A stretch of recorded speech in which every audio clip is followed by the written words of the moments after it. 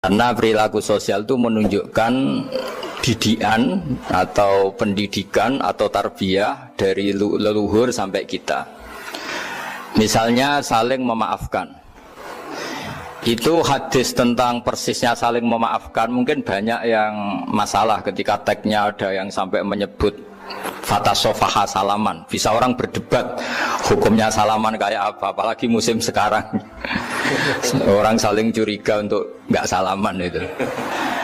Tapi apapun itu perdebatan dalam persisnya teks, jika diperkuat oleh perilaku sosial, maka hadis itu menguat menjadi baik. Saya cerita tentang hikmah syawalan sebagai amanat yang dipesankan di sini. Syawalan di Indonesia itu identik dengan minta maaf.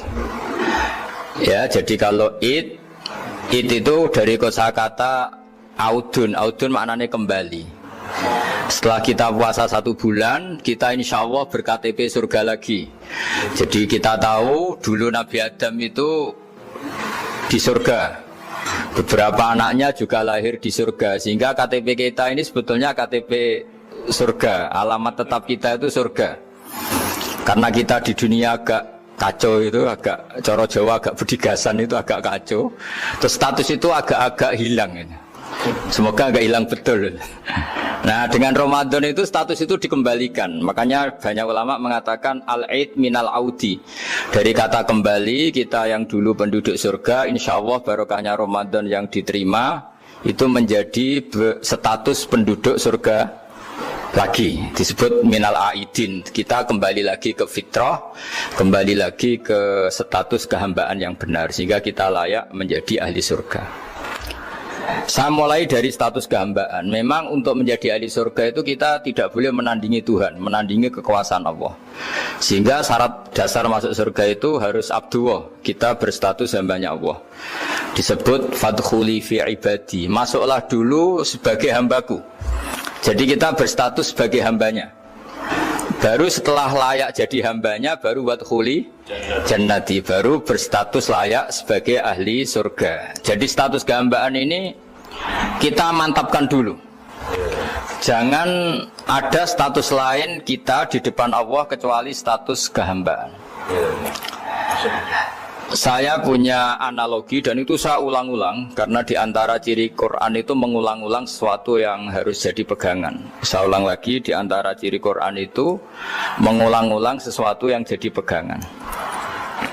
Jika kita belajar ilmu fisika atau ilmu apa saja, maka kita akan bicara materi sesuai statusnya. Jadi kita harus latihan untuk iman kepada Allah. Saya tanpa mengurangi rasa hormat, saya memberi contoh begini ya.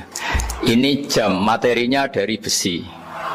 Ini kertas, materinya ya kertas. Tentu secara fisik, orang akan bilang jam ini lebih kuat timbang kertas. Dan itu pasti dibenarkan dari segi materi. Tapi kalau Anda beragama dan Anda tahu bahwa pengendali alam raya ini Allah Ta'ala, maka kamu akan bilang, terserah Gus Baha gitu. Bisa saja jam ini saya punya niat saya hancurkan, kertas yang lemah ini saya simpan. Sehingga jam tangan ini 5 menit lagi saya hancurkan sehingga benar-benar rusak. Sementara kertas ini saya simpan sampai bertahun-tahun awet. Nah, kira-kira seperti itulah ilmu manusia. Sesuatu yang kita sangka kuat, ternyata Allah punya rencana menghancurkan itu. Dan yang kita sangka lemah, ternyata Allah punya rencana untuk mengabadikan itu. Nah, di sini pentingnya iman, lahu maqalidus samawati wal ard. Hanya Allah yang mengendalikan semua. Jadi jangan mentang-mentang kita punya ilmu bahwa materi besi itu lebih kuat timbang kertas, terus kita pastikan bahwa besi lebih awet ketimbang kertas. Kita sisakan satu keyakinan, terserah Allah, terserah pengendalinya. Nah itu agama, bilang terserah pengendalinya itu agama. Ya mungkin tadi aja problem sinyal, saya ulang lagi. Ibarat saya ini megang jam tangan yang materinya dari besi. Ini kertas yang materinya lemah. Tentu kita akan bilang bahwa jam atau besi lebih kuat ketimbang apa? Kertas. Tapi Anda salah. Anda harusnya ngomong bahwa terserah pengendalinya. Bisa saja saya punya rencana menghancurkan besi ini sehingga 5 menit lagi hancur. Dan saya ingin mengabadikan kertas ini, saya simpan di tempat yang aman.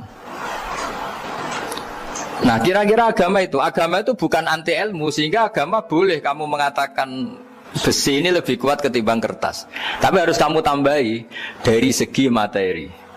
Tapi kalau dari segi pengendalinya, maka kita jawab terserah Allah Subhanahu wa Ta'ala.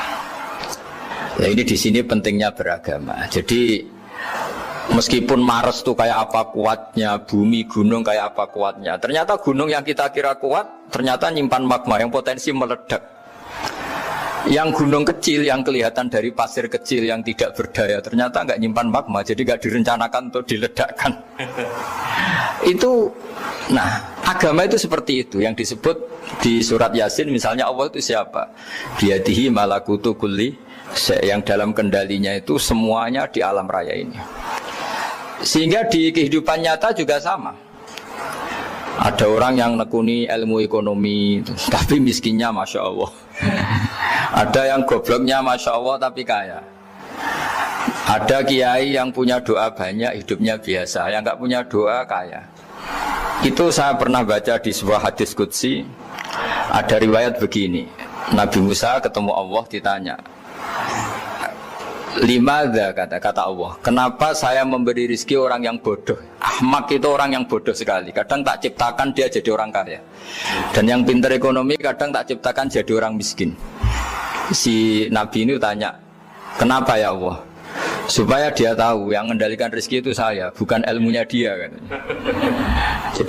Jadi banyak orang, misalnya kita yang pintar dipekerjakan orang yang nggak pinter, yang punya pabrik tidak pinter, mengerjakan orang yang pinter.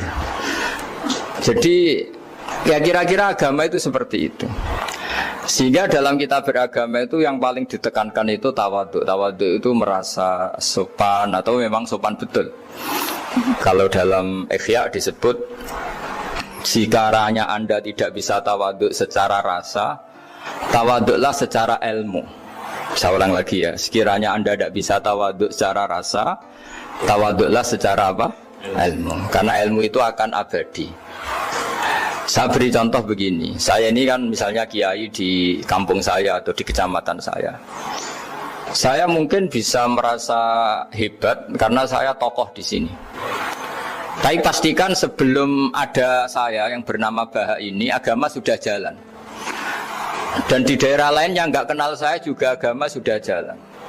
Betapa tidak pentingnya saya di kawasan-kawasan yang nggak butuh saya, atau di era yang sebelum ada saya. Nah, dengan ilmu seperti itu orang pasti tawadhu, karena dia tahu daerah yang nggak ada saya ternyata ya ada masjid, ada agama. Periode yang sebelum ada saya juga agama jalan. Sehingga kita tidak kumo luhur, wah kalau nggak ada saya agama nggak jalan. Zaman Wali Songo tidak ada saya agama ya jalan. Ekonomi juga gitu. Kalau Anda pakar ekonomi yang mensejahterakan rakyat, cara tawadhu itu kalau nggak bisa dengan rasa, dengan ilmu. Sebelum ada kamu banyak orang kaya, banyak orang yang nggak kenal kamu juga kaya. Banyak periode yang saat itu udah ada Anda juga kaya. Berarti Anda ini tidak siapa-siapa. Makanya saya pernah didatangin seorang profesor. Ini kisah nyata. Gus, sebetulnya saya dengan bapak saya itu pinter mana? Bapak saya itu tidak tamat SD, tapi saya bisa profesor. Saya ini profesor, anak saya naik kelas saja sudah senangnya bukan main.